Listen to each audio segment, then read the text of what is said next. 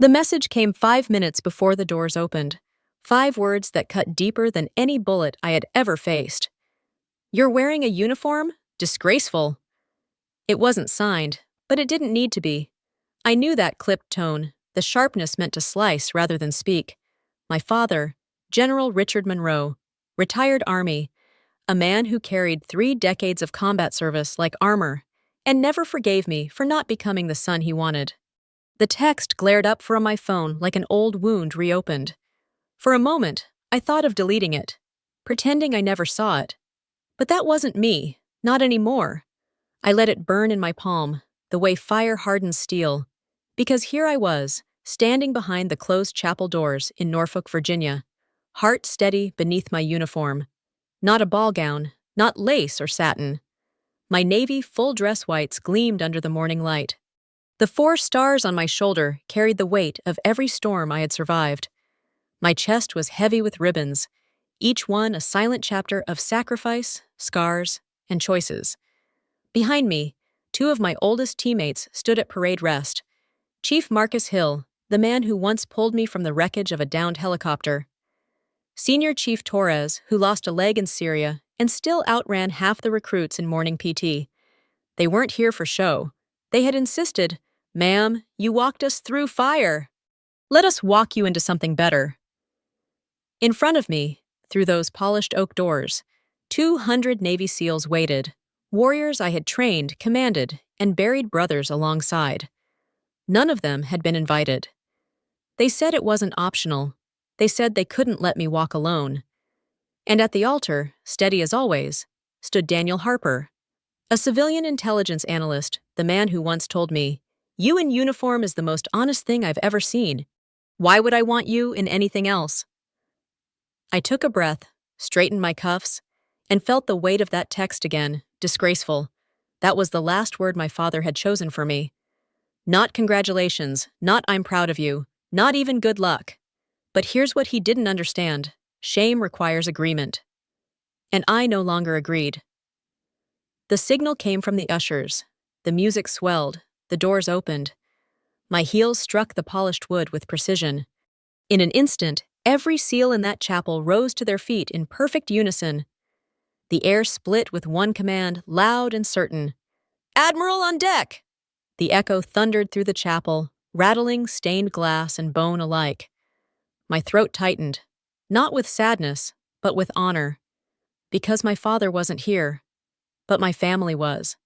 And I walked forward into the truth I had built with my own 2 hands. To understand why that text didn't break me, you have to know where I came from. I was raised in Charleston, South Carolina, in a house where silence spoke louder than words. My father, General Richard Monroe, believed discipline was the only true form of love. Shoes lined at 45-degree angles, dinner at precisely 1800. Talking back was insubordination. Crying was weakness. And joy was considered a distraction. He was a soldier every second of every day, even at home. When I was 10, he took me to an Army-Navy football game.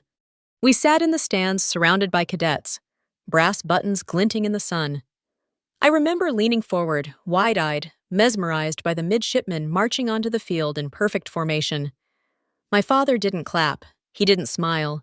He leaned toward me and said, flat as stone, "You'll never wear those colors, Katie. Leave the uniform to men who can handle it." It wasn't just a statement, it was a verdict. I didn't cry. I never did, not even then. I just memorized the scene, the rows of white uniforms, the steady cadence of boots on concrete, and I stored it like ammunition. If my father was stone, my mother was light. Evelyn Monroe, high school English teacher, the kind of woman who filled our home with secondhand books and smelled faintly of lavender. She wore flowy cardigans, sang along to the radio while cooking, and read Emily Dickinson to me before bed. She gave me a nickname I never forgot, Hawk Girl.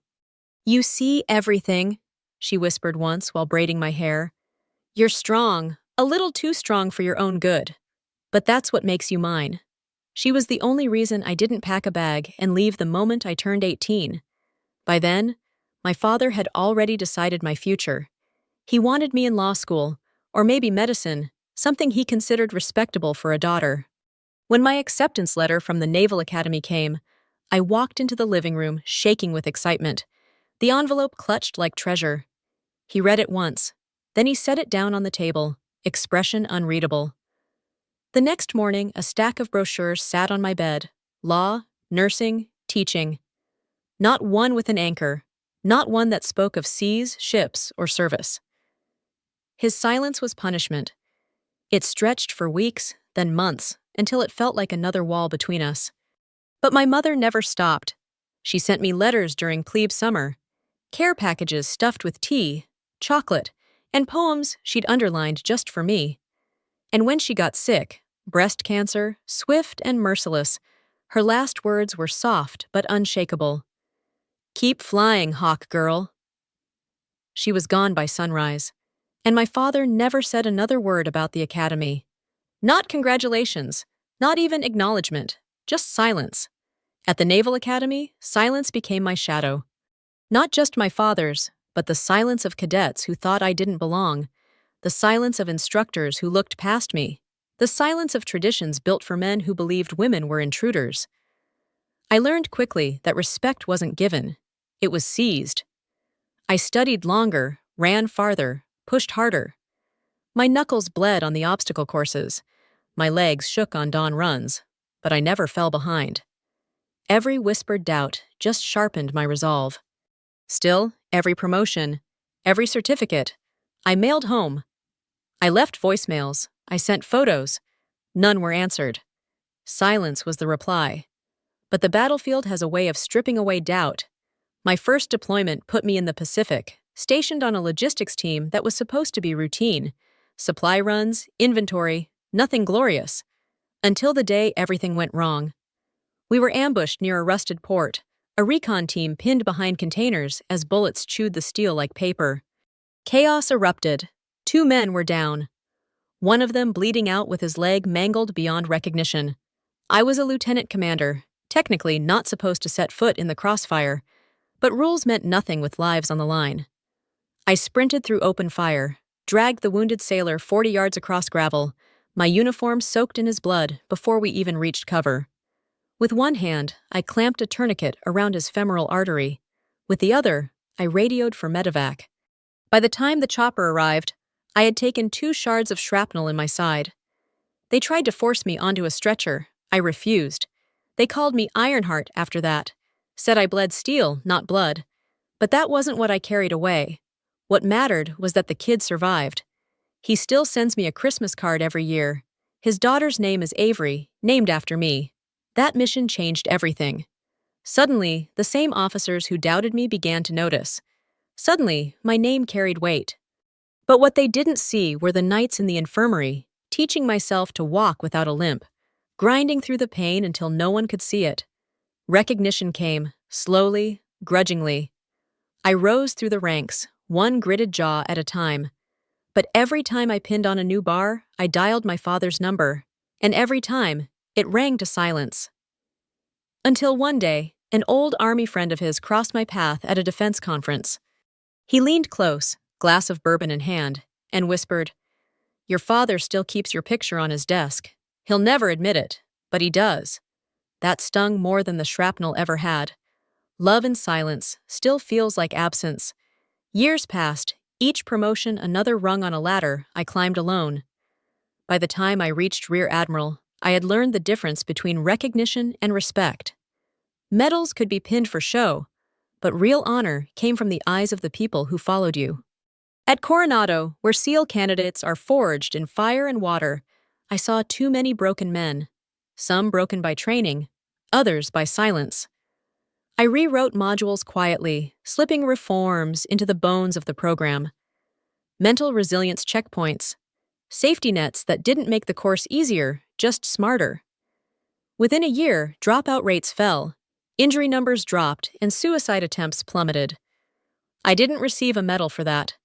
But when a 19-year-old recruit pulled me aside and whispered, "Ma'am, I wouldn't be alive if not for this," it was enough. Respect, earned quietly, stays longer than applause. And yet, in the quiet of my quarters, I still wondered if my father ever heard. If the silence he gifted me was his way of saying he didn't care, or worse, that he did but couldn't admit it. Then came the lowest point. A promising SEAL instructor, sharp-eyed and steady, took his life without warning. No notes, no signals, except one. In his file, tucked between evaluations, I found a slip of paper. "Tell Admiral Monroe thank you. She was the only one who ever saw me." I didn't cry at first. I folded the paper into my palm and kept working. But later that night, in the privacy of my office, I peeled the ribbons off my chest one by one and wept. Not for weakness, but for the weight. It was then I made it policy. In every unit under my command, mandatory monthly check-ins, non-negotiable. Not because I wanted to change tradition, but because I refused to bury another name that could have been saved. The brass didn't praise me. Some even muttered I was softening the Navy. But the ones who mattered, the men in boots, the women under fire, they followed without hesitation. Then the promotion came. Full Admiral, 4 stars. I should have felt triumph. Instead, the silence was louder than ever. The official message from Navy Personnel Command arrived at dawn, crisp and clinical. No prayer aid, no champagne. Just a line of text, effective immediately. A few days later, a letter arrived in my mailbox. Handwritten, no return address, but the block script was his. "They're just making you a symbol." 5 words. That was all my father could muster when I reached the highest point of my career. No congratulations, no pride. Just another dismissal wrapped in ink. I read it 3 times. Then I lit a match, watched the paper curl black in the sink, and pressed the brass of my uniform smooth. Because the truth was simple. I didn't need his voice anymore. But the silence still cut like glass. Daniel Harper never asked me to be less. That was the first thing I noticed about him. We met during a Department of Defense working group in D.C. He wasn't military. He was an intelligence analyst, sharp, methodical. The kind of man who could dismantle an argument with quiet precision. We collided over protocol. He thought my reporting style was outdated. I told him efficiency didn't always mean speed. Sometimes clarity mattered more. The next day, he returned with his entire briefing rewritten in my format. He smiled as he handed it over and said, "You were right." That was the beginning. Daniel never flinched when I got called away at 0200. He never asked why I couldn't talk about certain missions. He didn't see my rank as a burden or my scars as something to hide. Instead, he asked questions no one else did. How do you stay calm in chaos? What did it feel like the first time someone called you Admiral? One night on a pier in Annapolis, boots dangling over the water, he opened a small box. No crowds, no fanfare. Just him, quiet and steady, saying, "Let me serve beside you," wherever that means. I didn't cry, I just said yes. Planning the wedding was supposed to be simple. Daniel wanted no spectacle, and I agreed. We chose the Naval Chapel in Norfolk. Modest, reverent, no bridesmaids, no frills, just us. When the question of a dress came up, Daniel said, "Why would I want you in anything other than what makes you strongest?" So I chose white, but not lace. My Navy full-dress uniform. The 4 stars on my shoulders, the truth of who I was. A week before the wedding, I mailed my father a card. Not out of hope, but closure. Saturday, 1300 hours. Naval Chapel. You're welcome to attend. I'll be in uniform. No reply, no call, just silence. But others answered. 3 days before the ceremony, word spread. SEALs I hadn't seen in years began arriving. Men I'd trained, deployed with, buried brothers alongside. They showed up in full dress, standing shoulder to shoulder outside the chapel.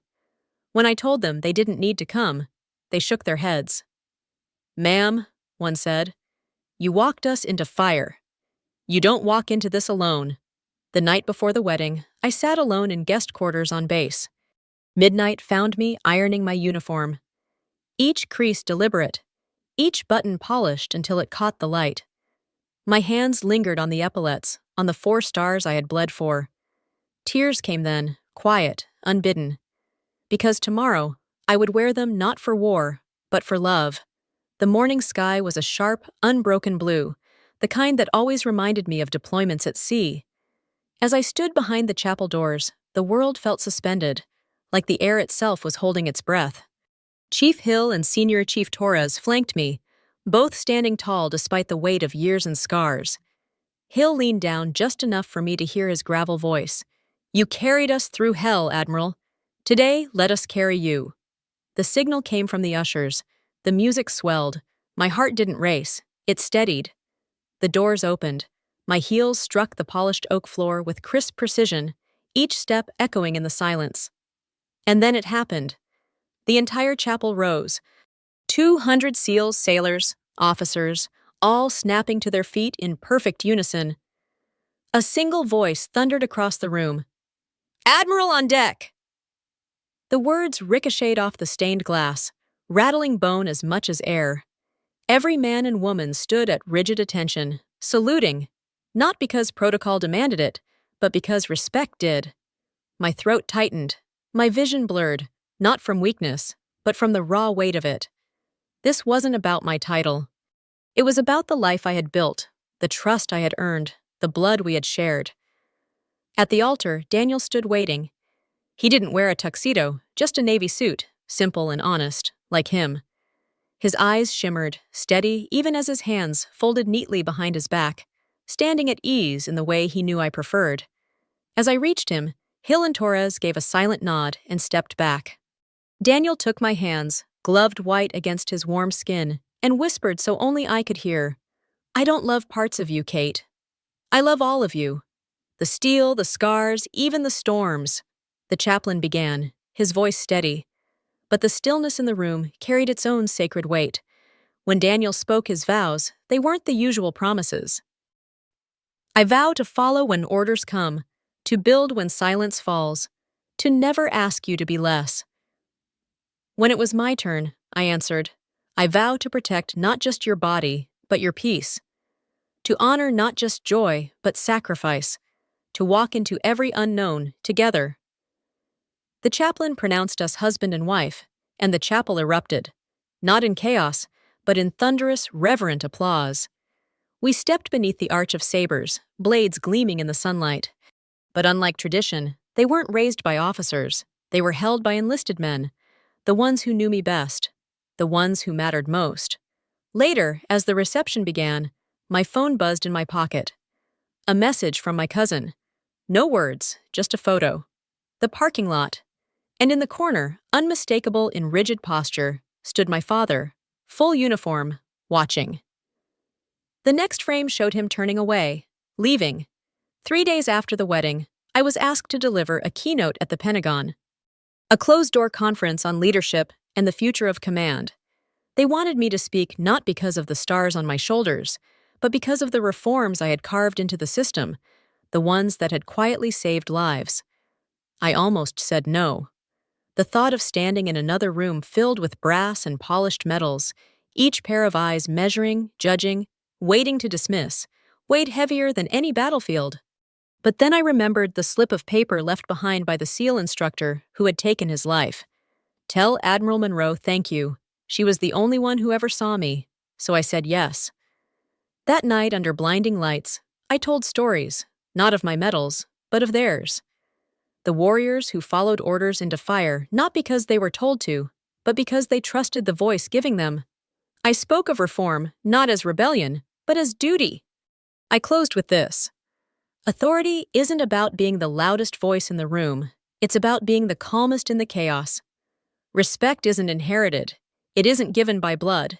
It is earned by showing up, standing up, and doing what's right, even when no one is watching.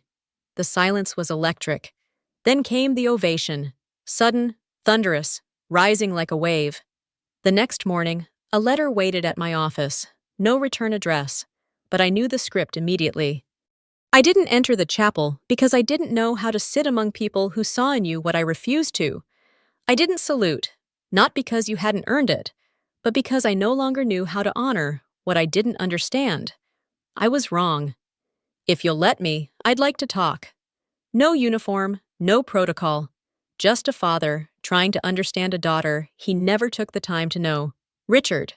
For a long time I sat staring at the page, I didn't cry. I didn't burn it. I just held it, heavy as any metal. A week later, I agreed to meet him. Arlington National Cemetery, my mother's headstone. He arrived first. No uniform this time. Just slacks, a jacket, and a man smaller than I remembered. Age had thinned his frame, softened his edges. When he saw me in my whites, he didn't scowl. He only said, quiet, "You look like your mother when you stand like that." We didn't talk about war or medals. We talked about regret, about how silence can feel like strength, but is really just fear. And then, before we parted, he straightened. Slowly, deliberately, he raised his hand in salute. It wasn't crisp. It wasn't perfect. But it was real, and it landed harder than any award I had ever received. Legacy is not about medals. It is about what you leave behind in the hands of others. Months after the Pentagon speech, I was asked to take oversight of a new joint training initiative. The mission: integrate ethical leadership and mental resilience into every branch's command structure. For years, I had fought to be seen. Now, they wanted me to shape how the next generation would lead. I didn't hesitate. I accepted. We called it the salute standard. Not for the uniform, not for the rank, but for what's earned when people choose to stand for you. It became the cornerstone of reform across bases nationwide. On one visit to a training facility, I scanned the roster and froze at a familiar name: Corporal Avery Patterson. She greeted me with steady eyes, boots planted firm. "Ma'am, my father said you saved his life. He named me after you." That moment settled deep in my chest. Proof that even in darkness, something survives, a legacy that outlives scars. 1 year to the day after my wedding, I stood on a stage at the Department of Defense, receiving the Excellence in Ethical Command Award. The hall was filled with cadets, officers, leaders. In the front row, Daniel's steady smile anchored me. And then, at the far side of the room, I saw him. My father, Richard Monroe. Not in uniform, just a man. Older, smaller, but standing. As the cadets rose in salute, so did he. This time his hand met his brow. This time he did not turn away. It wasn't perfect. It wasn't late. It was exactly what it was meant to be. Later, as the crowd dispersed, he approached quietly. No speech, no rehearsed words. He extended his hand. "I'm proud of you. I'm sorry it took me so long." I nodded, not because it erased the years, but because it opened a door. Forgiveness isn't a transaction, it's a path. That day, we took a step. That night, Daniel asked, "Are you satisfied with how it ended?" I thought of the chapel, the sound of 200 seals rising in unison, the arch of sabers gleaming in spring light, the photo of my father watching from a distance, choosing silence. And finally, his salute. "I'm satisfied," I said. Not because he suffered, but because something stronger survived. The silence is broken. The standard is set. Weeks later, one of my SEALs sent me a message. "Ma'am, I still think about your wedding day. Never seen that many warriors cry at a ceremony." That was the day we realized something. Blood doesn't salute, but we did. I typed back, "Some salutes stay with you forever, because revenge is not always destruction. Sometimes the most powerful reckoning is building what they never believed you could, and standing tall so they have to look up to reach you."